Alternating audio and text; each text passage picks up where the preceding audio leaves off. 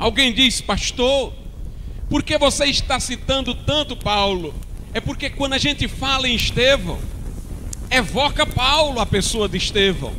Seu exemplo de vida nos lembra Paulo. Sabe por quê? Porque Paulo foi filho na fé de Estevão. Como o disse Santo Agostinho, foi a pregação de Estevão que converteu Paulo.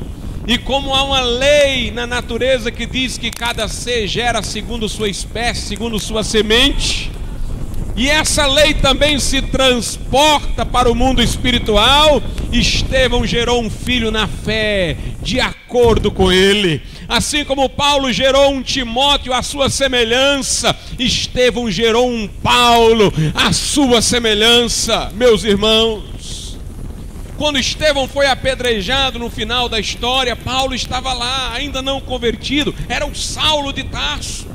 A Bíblia diz que as pessoas arremessaram pedras, mas Saulo não fez isso.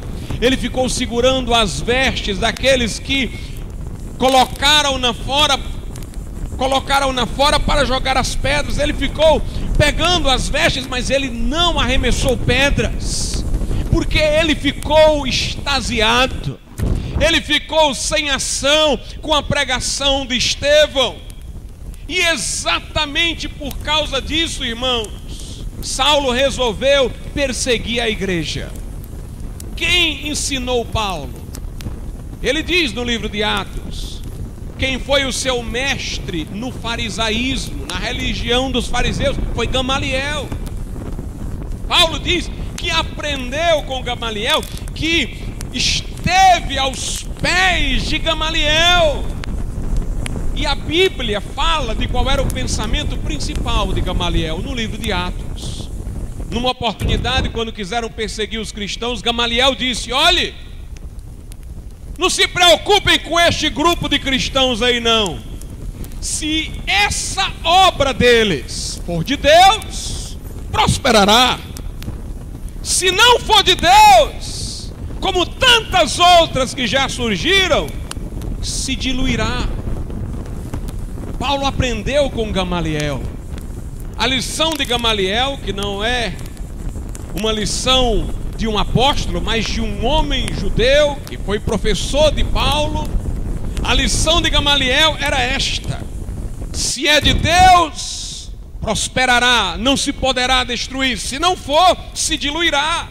Quando Saulo ouviu a pregação de Estevão, ele que era zeloso, sem entendimento, ele que amava o judaísmo e não queria sair do judaísmo, não queria perder a posição, a educação, as regalias, tudo que tinha obtido no judaísmo, ele lembrou da lição de Gamaliel, por certo. Se esse negócio aí for verdade, vai durar. Se não for verdade, vai acabar. E eu quero saber logo.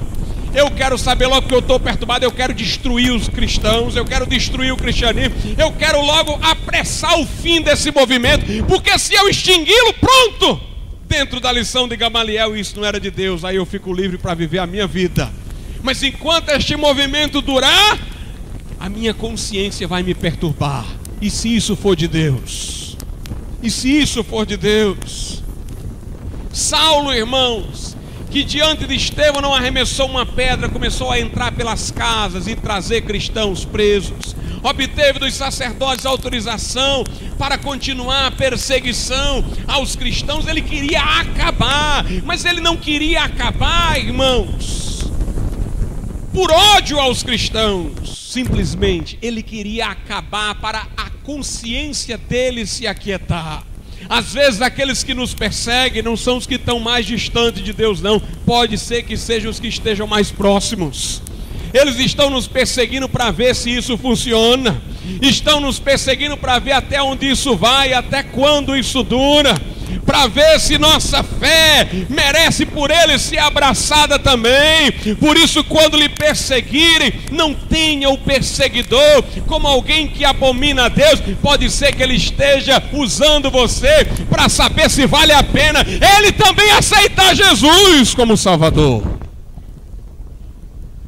Quando Saulo foi no caminho de Damasco, Estevão já tinha sido morto, e ele começava a perseguir os cristãos. O Senhor Jesus lhe apareceu.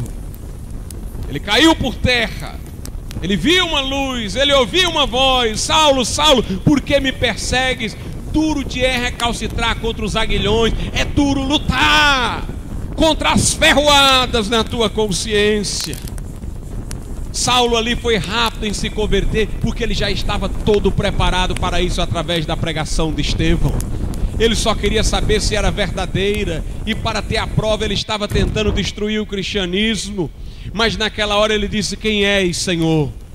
Jesus se revelou a ele, irmãos, e ele disse: Senhor, o que queres que eu faça? Ele se rendeu, ele se converteu. Paulo tornou-se para nós o modelo, mas lembremos-nos, não teríamos Paulo se não tivéssemos tido Estevão. Estevão glorificou a Deus na sua vida e glorificou a Deus na sua morte. Talvez alguém diga: pastor, ele ganhou muito poucas pessoas para Jesus, muito pouca gente se converteu através dele, porque ele morreu logo. Mas ele ganhou Paulo, e Paulo ganhou multidões. Meus irmãos, eu creio que o que Paulo fez está na conta de Estevão. Eu creio que no dia do tribunal de galardões, Deus levará em conta a favor de Estevão a conversão de Saulo, porque foi o modo como ele morreu que impressionou o coração do apóstolo Paulo. Eles são tão semelhantes que uma das características de Estevão é o anacoluto, que é uma forma de falar onde você muda o assunto repentinamente. Estevão estava pregando para aqueles hebreus e ficou inconclusa a sua pregação no Sinédrio, porque ele para e diz: eu estou vendo os céus abertos e o Filho do Homem em pé à direita de Deus. Paulo também era assim.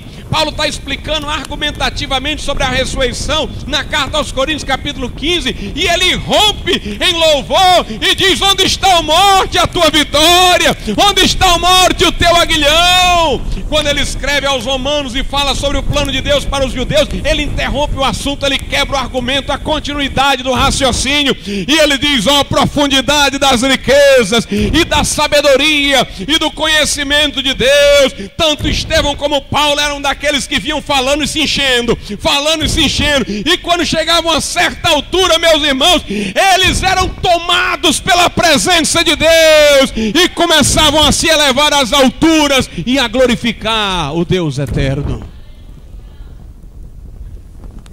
Eu fico pensando em quantas vezes Paulo não deve ter agradecido a Deus pela vida de Estevão.